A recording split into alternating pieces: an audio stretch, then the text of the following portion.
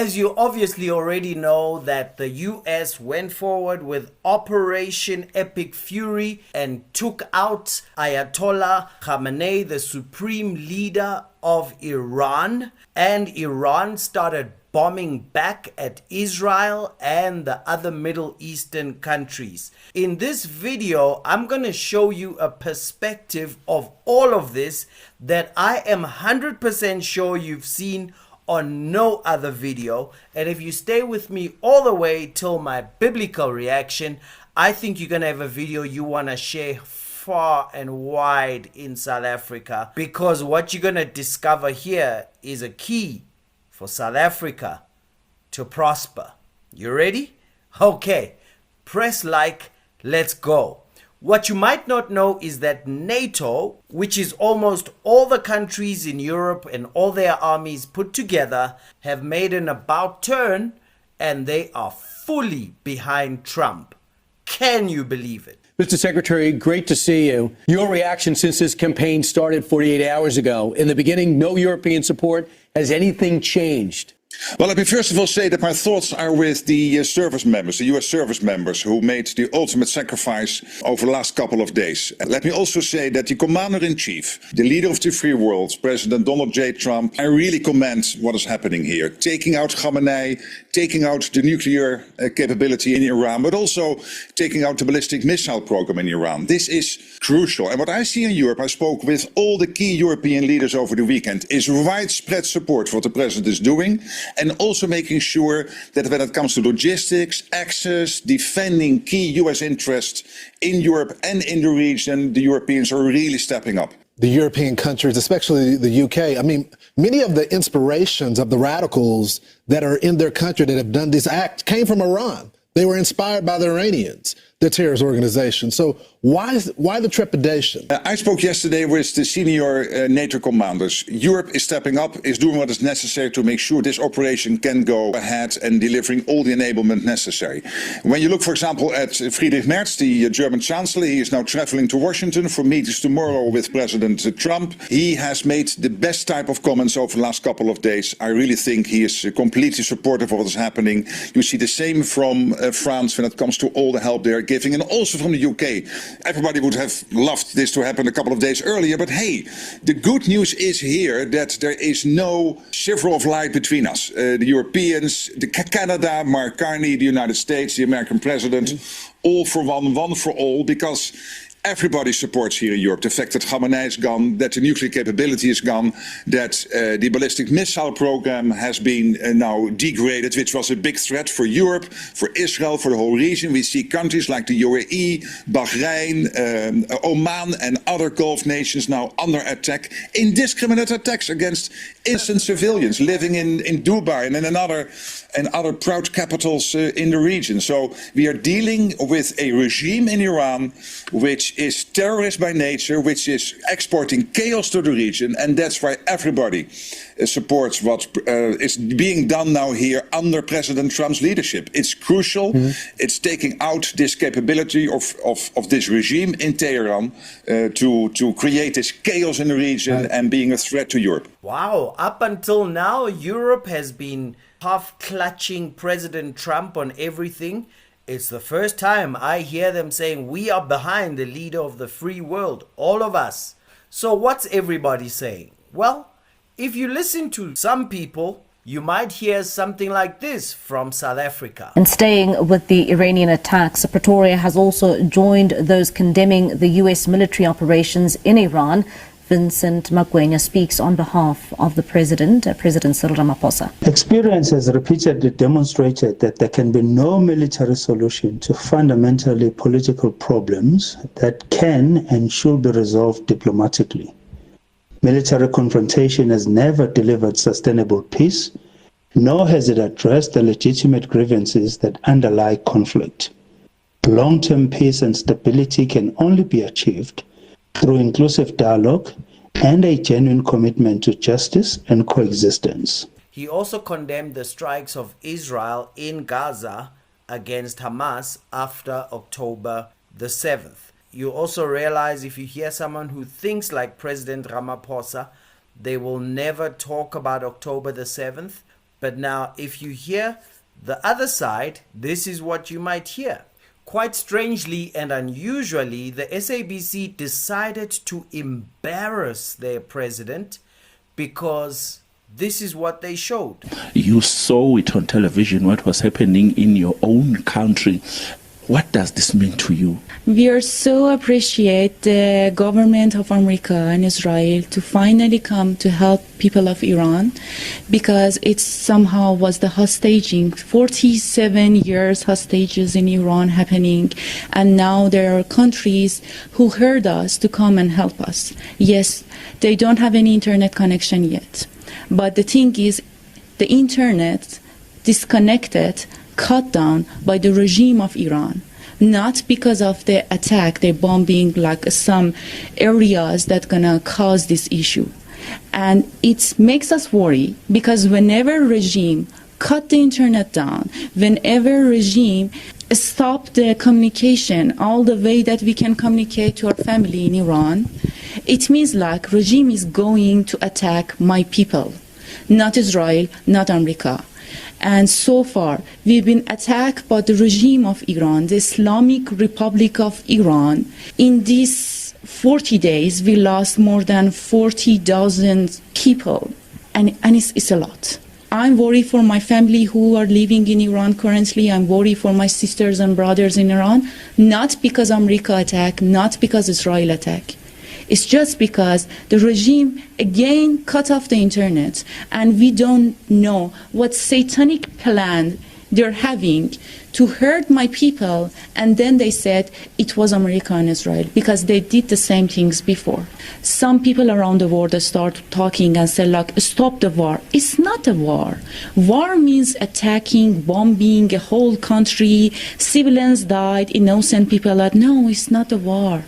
They just targeted the member of the regime, the leaders who killed my sisters and brothers. I think it's better the world to be really careful and try to be smart when you hear the news, when you read the comments, see what exactly people want and what some medias trying to feed us.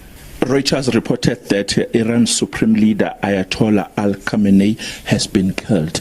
Your response on that one? It was the revenge time, and it's not finished yet, because it wasn't just one person as the leader of the regime, and the rest of them are innocent. They have no idea how they shoot at the people. 40,000 sisters and brothers are killing. No, they are all involved in it. So she puts the number at 40,000 Iranians that were killed when they were protesting against what they said was this oppressive government that would put her in jail for being out in public without a hijab covering her hair and all sorts of oppressive laws. Now, the people who love the message from Ramaphosa saying we condemn the attacks will probably say this lady's bought, she's brainwashed and all that, but she's an Iranian citizen saying I'm wearing red to celebrate that this leader is finally dead. So as we see this, and she says people are celebrating, of course other media is showing this. Iranians in London were heard chanting "Long live the King" while waving flags from the pre-1979 Islamic Revolution.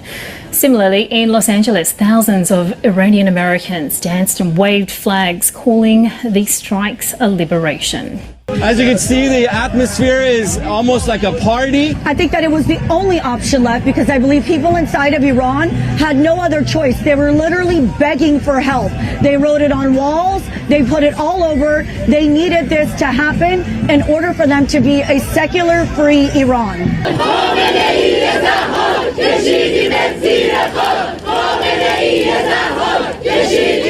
Meanwhile, locally in Melbourne's Federation Square, a few dozen members of the local Iranian community have gathered to celebrate the death of the Supreme Leader. This is basically a moment that we are hoping it's our Berlin Wall moment. We are hoping that IRGC will end. We are hoping that this is the end of them, not just end of Khamenei, end of Islamic Republic that occupies Iran. I just feel like crying out of happiness. And I'm so happy. I know that the Islamic Republic already had decided who would be the successor to him. Reportedly, it is going to be Larijani. And they already have decided successors to other heads of the government and heads of judiciary and everything. So the fight is not over. The regime has not fallen yet. But this is a very, very big step on the right direction. And of course, not all media is going to show you people dancing. Some media is going to focus on the fact that the US has started so much anger and show you this great crowd, which is in Iran, singing this.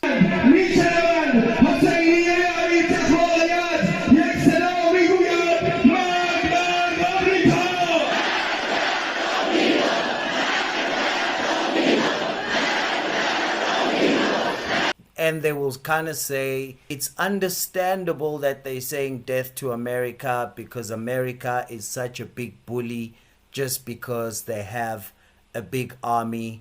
And they'll probably try show you and say, well, also America's not doing this for justice. This is why they're doing it. Because what the US government wants is not peace. It's hegemony. It's complete dominance over this very important geostrategic region. The Middle East, or better term, is West Asia. It goes without saying that many of the world's largest producers of oil and natural gas are in this region. The US wants to control all of those resources. And in particular, the US empire is waging a new Cold War against China. And the US wants to cut off China from its most important sources of energy, which is also why the US invaded Venezuela and kidnapped Venezuela's president. It's not a coincidence that more than 80% of Venezuela's oil exports were going to China. And by the way, China also buys about 80% of Iran's oil exports. And China is the largest importer of oil on earth and the #1 purchaser of oil from the Persian Gulf region. China buys a lot of oil from Saudi Arabia, Iraq, the UAE, Kuwait, Iran, Oman, Qatar, Bahrain. The US wants to control all of this so US corporations can profit and exploit them. And the US wants to cut off China from this energy as the US prepares for a future war with China to do the same thing to China that it's trying to do to Iran, to have total global domination and global hegemony. And of course, when you hear people on this side of the debate, they will probably never ever touch the fact that you are dealing with people who go to mosque every Friday and pray like this. And with a decree of yours, you will annihilate them. Ya Rahman Rahimin, you annihilated. And you destroyed the likes of Ad and Thamud and Fir'aun. These are the Fir'auns and the Ad and Thamud of today. Ya Rahman Rahimin, we ask you, Ya Allah, destroy them. Destroy them, Allah. Take them off the surface of this earth. Ya Rahman Rahimin, Ya Akram al-Akrameen. اللهم انصر الإسلام وأعز المسلمين وأذل الشرك والمشركين اللهم انصر عبادك الموحدين اللهم انصرهم على القوم المجرم أحصهم عددا اللهم اقتلهم بددا ولا تغادر منهم اللهم يا ربنا إنهم يجاهدون في سبيلك اللهم إنهم يجاهدون في سبيلك اللهم انصرهم يا رب العالمين اللهم انصرهم على أعدائهم يا رب العالمين اللهم عليك باليهود والنصارى اللهم عليك باليهود وأعوانهم فإنهم لا يعجزونك اللهم احصهم عددا اللهم احصهم عددا واقتلهم بددا ولا تغادر منهم أحدا يا رب العالمين عليك بالصليبيين اللهم عليك بهم فإنهم لا يعجزونك ما عليهم يا رب العالمين اللهم نصرك الذي وعدت على القوم الكافرين. Allahumma destroy all the enemies of Islam. Allahumma destroy all the enemies of Islam. May Allah destroy them completely, showing us the great signs of Allah in their utter destruction, annihilation, humiliation. عليك بالأمريكان ومن والاهم اللهم أحصهم عددا واقتلهم بددا ولا تغادر منهم أحدا. اللهم اقتلهم بددا اللهم احصهم عددا واقتلهم بددا ولا تغادر منهم أحدا يا. Those are not AI videos, and that's not in response to Khamenei's death. That's just general life. So, my biblical reaction. You shall do no injustice in judgment. You shall not be partial to the poor, nor honor the person of the mighty. In righteousness you shall judge your neighbor. In other words, you shall judge your neighbor by right and wrong. See, what makes these things quite confusing for many people, and if you fall on a side of injustice, I don't really blame you too much, because we are taught the morality of poverty versus mighty. We are taught the morality of rich versus poor. And so you'll often people say, we need to stop this time when might is right. And it's true. We cannot live in a world where might is right. However, we also cannot live in a world where weakness is right. Right is right and wrong is wrong.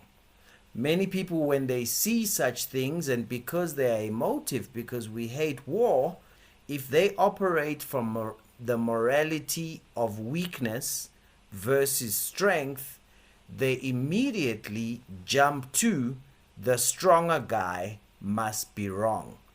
But you should judge your neighbor fairly. What that means is, don't discriminate against the poor and oppress them. That's wrong. But equally, don't discriminate against the rich. That's wrong. Don't discriminate against the weak and oppress them. That's wrong. But equally, don't discriminate against the strong. That's wrong. Judge your neighbor fairly. This matters for South Africa too, because a lot of things that happen in South Africa, if you look at them, is discrimination against those who have a better history. That's wrong. It was wrong that those who had a worse history were discriminated against. That's wrong. But equally, to discriminate against the one who has a better history, that's wrong. What happens with these global affairs as well, I'm not giving you a judgment. For most people who judge by poor versus mighty, and in their mind, might must be wrong, they don't judge their neighbor fairly. And that's why when it comes to America, they have to pretend that there are no people praying, kill the Jews and the Christians and the Americans. They have to pretend that away as they go on about who's wrong. Now, I'm not saying ignore that there was Iraq with weapons of mass destruction and that never happened. That did happen, and that was a lie. And that was a mess. However, my concern is for South Africa. For South Africa to prosper, I want to reach out to everyone. Please, my brother, please, my sister. Don't be partial to the poor, and don't honor the person of the mighty. But in righteousness, judge your neighbor. If you can start judging South Africans by right and wrong, not black and white. Judge by right and wrong, not poor or rich. Judge by right and wrong, not weak and strong. Don't punish the strong for being strong, but equally don't take advantage of the weak just because they're weak. In righteousness, judge your neighbor. So, on this matter of America, Israel versus Iran, I have extremely strong opinions. But they won't help me get anywhere because my care is that South Africa will prosper. And I'm just hoping that just one person listens to this video and takes time to think about it. Without judging yourself, ask yourself this question. As a South African, in South Africa, do you judge your neighbor fairly? If you can judge your neighbor in righteousness, I believe South Africa will prosper. And that's kind of what I mean when I close every video by saying no man can serve two masters, because either he'll love the one or hate the other, or he'll despise the one and honor the other. You cannot serve God and Karl Marx. Karl Marx says, judge by poor versus mighty. Karl Marx says the mighty must be assumed to be oppressing the poor. Karl Marx says if there's inequality, it must be the mighty's fault and guilt. That's why they call it justice when they punish the mighty unfairly in the name of the poor. God says, judge on right and wrong, not on poor and mighty. So I'm hoping that just one person will hear this video and change from the morality of the underdog to the morality of right and wrong, good and bad, working or not working. Feel free to subscribe. Cheers.